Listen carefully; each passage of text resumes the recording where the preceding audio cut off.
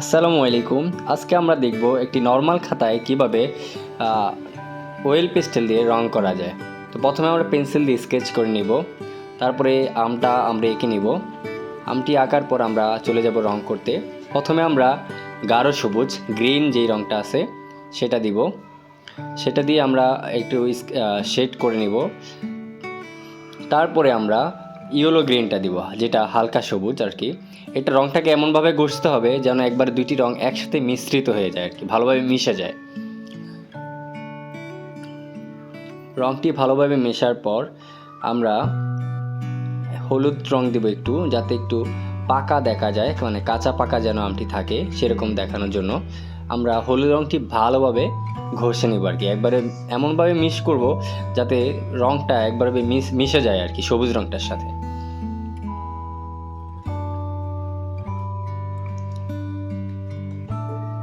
তারপরে আমরা একটি প্রুশিয়ান ব্লু দিব। প্রুশিয়ান ব্লু দিয়ে আমরা গাছের পাতার ডিটেলসটা বের করার জন্য যেন একটু গাঢ় হয় সবুজ কালারটা থেকে। তারপরে আমরা প্রুশিয়ান ব্লুর সাথে একটু ইয়েলো দিব। ইয়েলো দিলে রংটা সবুজ হয়ে যাবে, গাঢ় সবুজ হবে, যাতে পাতার ডিটেলসটা একটু গাঢ়ভাবে বের হয়ে আসে। তারপরে আমরা প্রুশিয়ান ব্লু দিয়ে আমের ডিটেলস বের করার চেষ্টা করব যাতে আমটি বোঝা যায়। তারপরে আমরা কালো ডায়মন্ড রং দিয়ে আমটির ডিটেলস পুরোপুরি বের করব, যেন আউটলাইন দিয়ে আমটি ভালোভাবে পরিপূর্ণভাবে যেন বোঝা যায়, সেজন্য আমরা আমটির এঁকে বের করে নিব আর কি।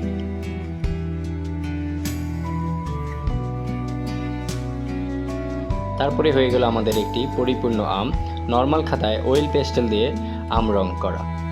সবাইকে ধন্যবাদ। ভালো লাগলে লাইক, কমেন্ট এবং ফলো দিয়ে যাবেন।